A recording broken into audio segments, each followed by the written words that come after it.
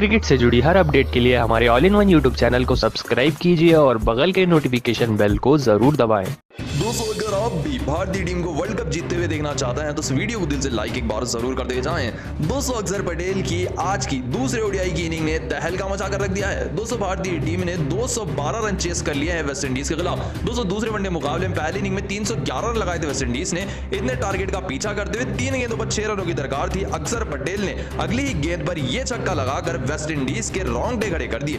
दोस्तों, मैच हारने के बाद वेस्ट इंडीज के सभी खिलाड़ी रोते हुए नजर आए। सबसे पहले ये गेंदबाज से काइल मेयर्स जो रो रहे थे, उसके बाद निकोलस पूरन तो अपने चेहरे को ढककर रोने लगे बीच मैदान पर। तो वहीं रोमन पोवेल ने उनके टीममेट आईपीएल के अक्षर पटेल को धन्यवाद किया इस मुकाबले के लिए। तो वहीं दूसरे खिलाड़ी जैसे कि शिमरो ब्रूक्स, शाई हेब जिन्होंने सेंचुरी लगाई थी, उन्होंने भी आकर अक्षर पटेल को बधाई। तो आप सभी को बता दें, 4 रिकॉर्ड अक्षर पटेल ने आखिरी ओडीआई मुकाबले में तूफानी तरीके से तोड़ दिए हैं, जहां की वो सबसे आखिरी के टेल एंडर बल्लेबाज बने हैं जिन्होंने वेस्ट इंडीज को फाइनल ओवर में हरा दिया है। इसी के साथ अक्षर पटेल को मैन ऑफ द मैच के अवार्ड से भी नवाजा गया और उन्होंने भारतीय टीम का शुक्र अदा भी किया, क्योंकि वो 5 साल के बाद ओडीआई क्रिकेट में वापसी कर रहे थे। तो इसीलिए अक्षर पटेल के लिए मुकाबला काफी ज्यादा जरूरी था और भारतीय टीम के लिए मुकाबला काफी ज्यादा यादगार था। दोस्तों, आप सभी को बता दें, भारतीय टीम ने इतिहास रच दिया है वेस्ट इंडीज के मैदान पर उन्हीं को लगभग 12वीं बार ओडीआई सीरीज हराकर। दोस्तों, आप अक्षर पटेल की बल्लेबाजी को 5 में से कितने नंबर देंगे, इसका जवाब कमेंट में जरूर बताएं। दोस्तों, भारतीय टीम ने वेस्ट इंडीज के खिलाफ 2 विकेटों से दूसरा ओडीआई मुकाबला जीत लिया है। इसी के साथ भारतीय टीम ये सीरीज को भी जीत चुकी है।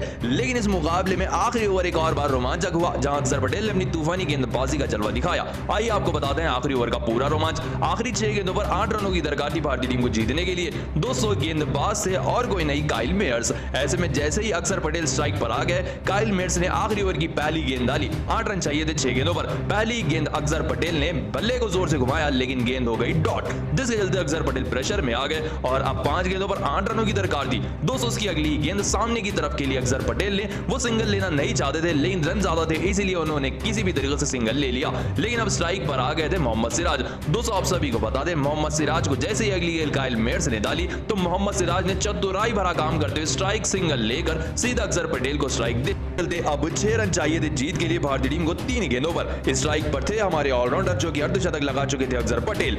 जैसे ही आखिरी गेंद डाली काइल मेयर्स ने, तो फुल टॉस गेंद को जबरदस्त तरीके से खेला अक्षर पटेल ने और गेंद गई सीधा स्टेडियम के पार, जिसके चलते 2 गेंदें रहते हुए 2 विकेटों से भारतीय टीम ने तूफानी मुकाबला जीत लिया और इस सीरीज को भी 2-0 से जीत लिया है। जी हां दोस्तों, अक्षर पटेल को उनकी तूफानी बल्लेबाजी के लिए मैन ऑफ द मैच का अवार्ड भी दिया गया। स्कोर कार्ड आपकी आंखों के सामने है। तो दोस्तों, आप अक्षर पटेल को आने वाले समय भारतीय टीम में देखना चाहते हैं या नहीं, इसका जवाब हमें कमेंट में एक बार जरूर बताते हुए जाएं।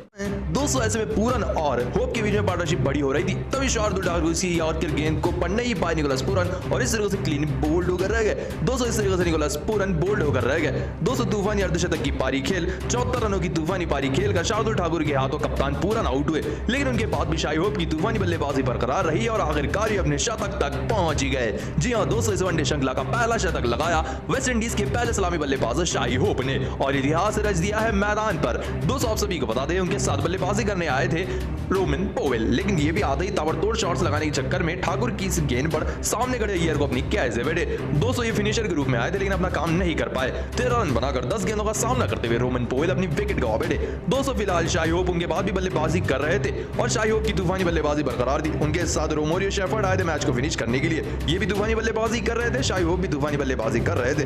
तभी कहानी में ट्विस्ट डाला शार्दुल ठाकुर किसी और कर गेंद ने बल्ले का एज लेकर बाउंड्री पर खड़े अक्षर पटेल के हाथों में जाकर गिरी गेंद और शतक लगाने वाले बल्लेबाज शाई होप 115 रन बनाकर 135 गेंदों का सामना करते हुए 3 छक्के लगाकर 8 चौके लगाकर शार्दुल ठाकुर की गेंद पर बेहतरीन पारी खेलकर आउट हुए।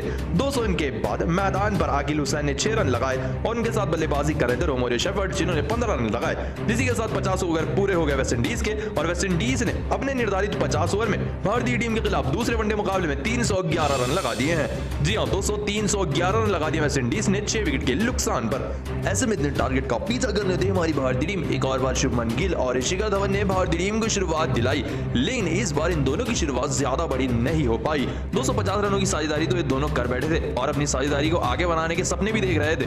तभी हो गया बड़ा कारनामा शिखर धवन के साथ। दोस्तों, आप सभी को बता दें, रोमोरियो शेफर्ड की इस बाउंसर गेंद को खेल तो बैठे शिखर धवन, लेकिन उन्हें नहीं पता था कि बाउंड्री पर फील्डर भी तैनात है और डाइव कर फील्डर ने शानदार कैच लपक ली। गब्बर शिखर धवन कप्तान 13 रन बनाकर शेफर्ड के हाथों इस मुकाबले में आउट हुए। दोस्तों, इनके बाद शुभमन गिल कुछ अतरंगी शॉट्स लगाते हुए नजर आए और इसी में बड़ी गलती कर बैठे। मैयर्स की इस पीछे का शॉट खेलने की गेंद पर ऐसे बैठे अपने बल्ले का और इसी गेंद के सामने आ गए रोमारियो शेफर्ड, जिस गलते इस मुकाबले में 43 रन बनाकर 49 गेंदों का सामना करते शुभमन गिल अपनी बड़ी विकेट गवा बैठे।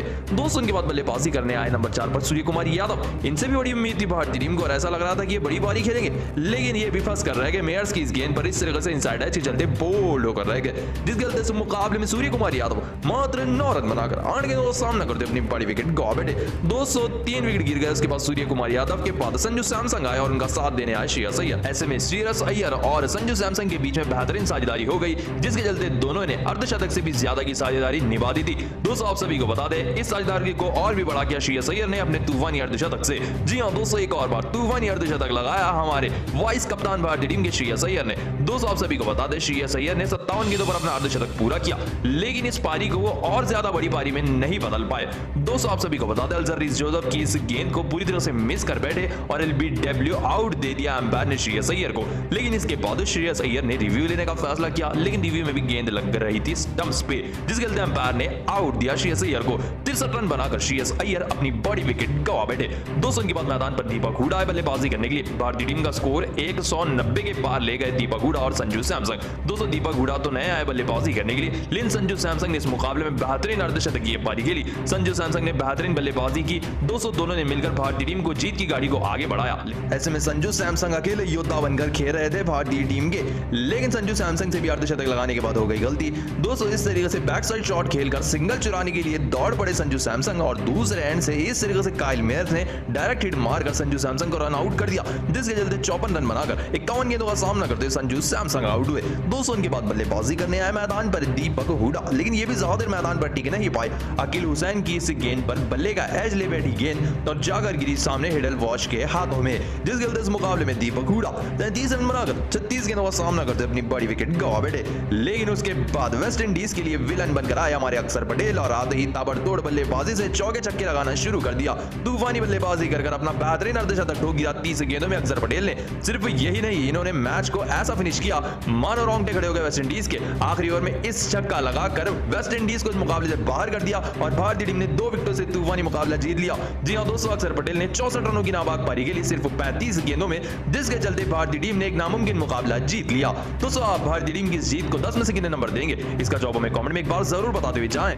दोस्तों भारत और वेस्ट इंडीज का पहला वनडे मुकाबला काफी ज्यादा रोमांचक रहा। दोस्तों आखिरी ओवर में मोहम्मद सिराज ने वेस्ट इंडीज को पानी पिलाकर रख दिया अपनी गेंदबाजी से, लेकिन इस मुकाबले में शिखर धवन हैरान हो चुके थे आखिरी ओवर की दूसरी गेंद पर। दोस्तों आप सभी को बता दें ये मुकाबला सिर्फ एक गेंद पर आकर ठहर गया था, लेकिन उससे पहले जो सिराज ने गेंद डाली थी वो सबसे नायाब थी, क्योंकि 2 गेंदों पर 8 रनों की दरकार थी जीत के लिए। सिराज जैसे ही अगली गेंद फेंकने आए तो सिराज के हाथों से गेंद फिसल गई और गेंद गई वाइड की ओर। वाइड जाते जाते जा रही थी बाउंड्री की तरफ गेंद, तभी संजू सैमसन आए सुपरमैन बनकर और इस तरीके से जाते हुए चौके को रुका दिया।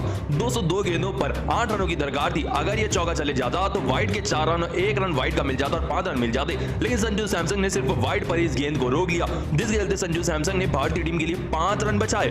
दोस्तों इसी चीज के लिए मोहम्मद सिराज ने तालियां बजाई संजू सैमसन के लिए, क्योंकि ये एक गेंद महत्वपूर्ण थी, जिसके चलते आखिरी गेंद पर सिर्फ 1 रन आया और वेस्ट इंडीज ये मैच 3 रनों से हार गई। अगर गलती से भी ये वाइड गेंद अगर चौके पर चले जाती तो अतिरिक्त 5 रन मिलते और आखिरी गेंद पर सिर्फ 2 रन रह जाते जीत के लिए। इस हिसाब से भारतीय टीम को जीत मिली। दोस्तों आप सभी को बता दें रोमारियो शेफर्ड ने अपनी पूरी कोशिश की वेस्ट इंडीज को जिताने की, लेकिन वो नाकामयाब हुए। संजू सैमसन ने बल्ले से तो नहीं, लेकिन अपनी विकेट कीपिंग से भारतीय टीम को लाजवाब जीत दिलाई। जितना हिस्सा कामयाबी का सिराज को मिलना चाहिए, उतना हिस्सा संजू सैमसन को भी। दोस्तों आपको क्या लगता है, क्या सिराज एक बेहतरीन गेंदबाज बन सकते हैं या नहीं? इसका जवाब हमें कमेंट में एक बार जरूर बता दें।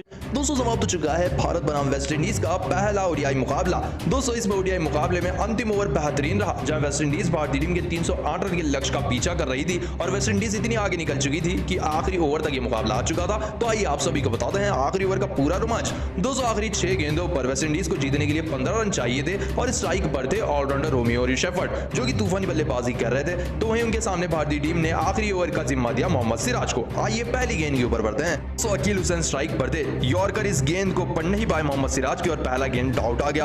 अब उसकी अगली गेंद जैसे ही सिंगल लेकर दौड़ने लगे अकील हुसैन तो ये रन हो गया, जिसके चलते 2 गेंदों पर सिर्फ 1 रन आए। दोस्तों उसकी अगली गेंद पर इस तरीके से यॉर्कर रखा सिराज ने, रोमारियो शेफर्ड ने एज लेते हुए चौके पर पहुंचा दिया इस गेंद को और इस गेंद पर आ गया चौका और अब मुकाबले में रोमांच आ चुका था। दोस्तों आप सभी को बता दें अब जीत के लिए 4 गेंदों पर 14 रनों की दरकार थी। अगली ही गेंद इस तरीके से सामने की तरफ खेली शेफर्ड ने और इस गेंद पर दौड़कर 2 रन ले लिए। दोस्तों अब 3 गेंदों पर 10 रनों की दरकार थी। दोस्तों आप सभी को बता दें मुकाबला रोमांचक हो चुका था। उसकी अगली गेंद जैसे ही रोमारियो शेफर्ड को मोहम्मद सिराज ने डाली तो ये गेंद आ गई वाइड। इसके चलते एक एक्स्ट्रा रन मिल गया वेस्ट इंडीज की टीम को और अब जीत